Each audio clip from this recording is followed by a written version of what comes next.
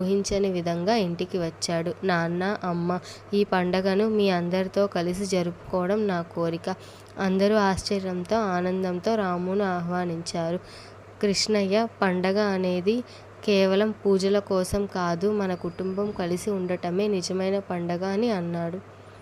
కనుమ పండుగ. కనుమ పండుగ రోజు రాము తన తండ్రితో కలిసి గోవులకు పూజలు చేసి పొలాన్ని సందర్శించాడు.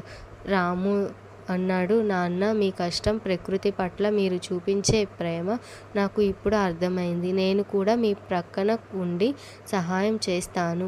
కృష్ణయ్య తన కుమారుడి మాటల్ని విని ఆనందంతో నిండిపోయాడు. సంక్రాంతి పండుగకు రాము తిరిగి రావడంతో కుటుంబం అంతా కలిసి పండుగను జరుపుకుంది. ఈ పండుగ కేవలం ఆహారం, పూజలకే పరిమితం కాదు, అది కుటుంబానికి బంధాన్ని మరింత బలపరుస్తుంది.